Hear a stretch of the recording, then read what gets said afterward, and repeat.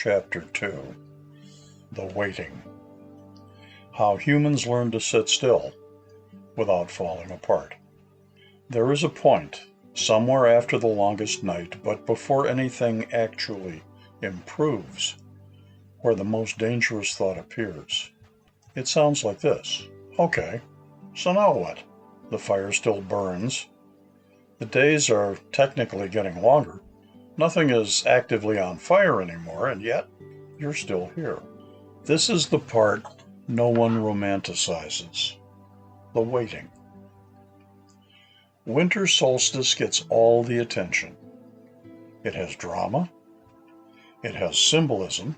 It has the courtesy to announce itself. But the days after the solstice, the quiet stretch, where nothing obvious happens, that's where humans historically lose the plot, because hope is expensive if it doesn't pay out immediately. You've seen this play out in modern form. People love the idea of change. They hate the period where change hasn't arrived yet, but old coping mechanisms no longer work. Early humans had the same problem. The sun returned, yes, but timidly. The cold didn't apologize. Food didn't appear suddenly because the calendar flipped. So, communities entered a strange, uncomfortable season. Not crisis, not celebration, suspension. Anthropologists call this liminal time. Normal rules don't apply. Old identities loosen. New ones haven't stabilized yet, which is polite academic language for people get weird. This is where ritual becomes less theatrical and more disciplinary. The fire is still there, but quieter. The stories shift from triumph to endurance, and behaviors change. Eating less, speaking less, moving less. Not because silence is holy, but because excess is dangerous when resources are thin. This is the stretch where humans discovered something profoundly inconvenient. You cannot rush renewal. And worse, you can't skip the waiting without consequences. So, cultures learned how to wait, on purpose. They ritualized restraint. Fasting appears here, not as a diet, not as virtue signaling, but as a way to interrupt habit loops, remove food, and suddenly, time slows. Sensation sharpens. Distraction evaporates. Hunger is a very honest teacher. It reveals what you reach for when comfort disappears. That's why fasting shows up everywhere. Not because suffering is sacred, but because clarity requires friction. Silence joins the scene for the same reason. Talking less forces listening. Listening reveals anxiety. Anxiety, when acknowledged, stops running the show. This is where people often ask, but wasn't this miserable? Yeah, it was. That's the point. Not miserable enough to break you, just uncomfortable enough to make you pay attention. The Hebrew scriptures captured this waiting with brutal honesty. Wilderness stories are not heroic travelogues. They are accounts of disorientation. People complain, they panic, they try to go backward, which is exactly what humans do when forward motion feels abstract and backward feels familiar.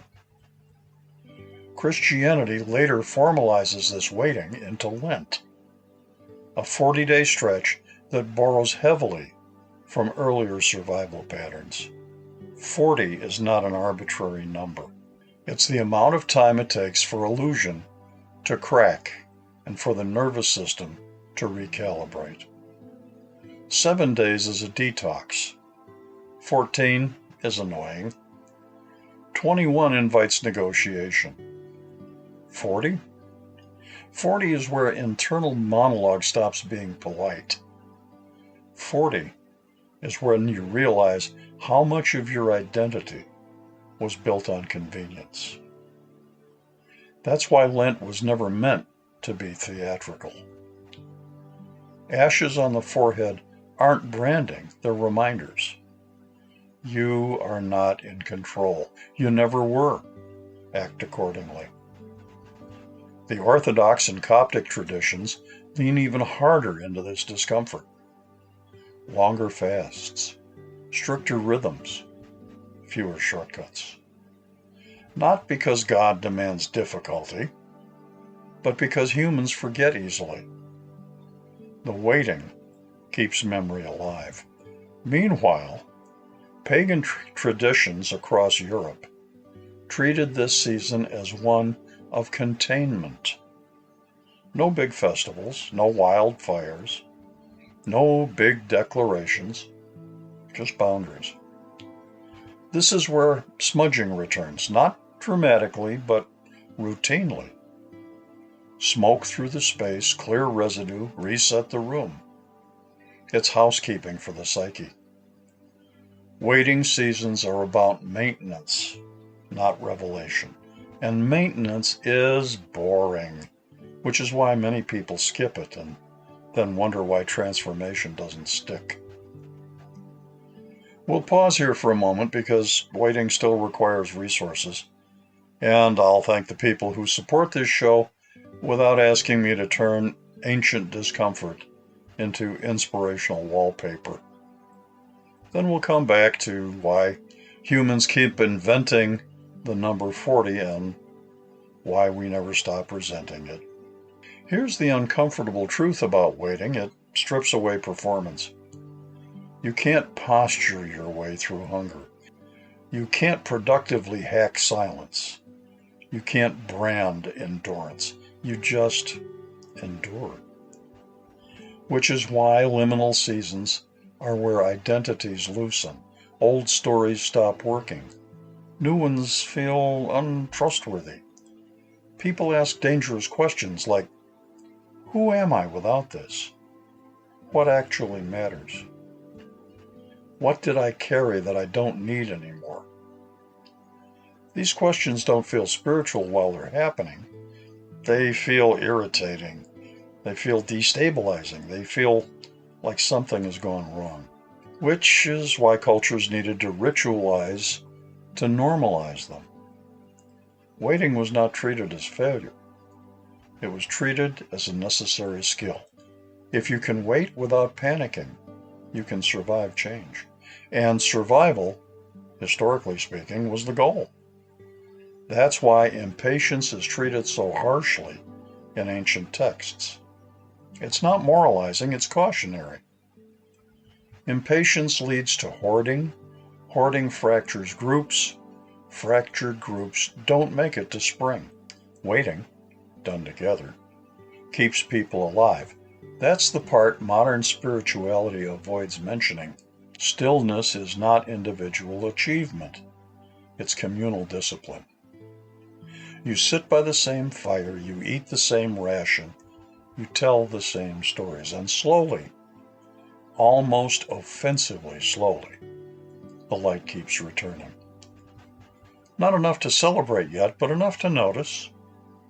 That notice changes everything, because once you've waited long enough to see that the dark did not win, you start preparing, which is where things get messy, because preparation always involves letting something go, and humans are very bad at that part.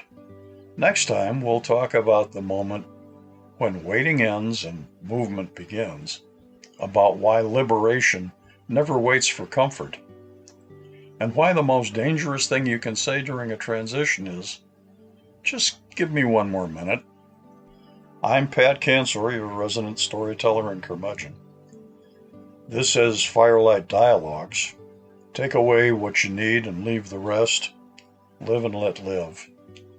Ask what's the life lesson in this. And tell your friends about us. Share the link. If you're still here, you're doing it right.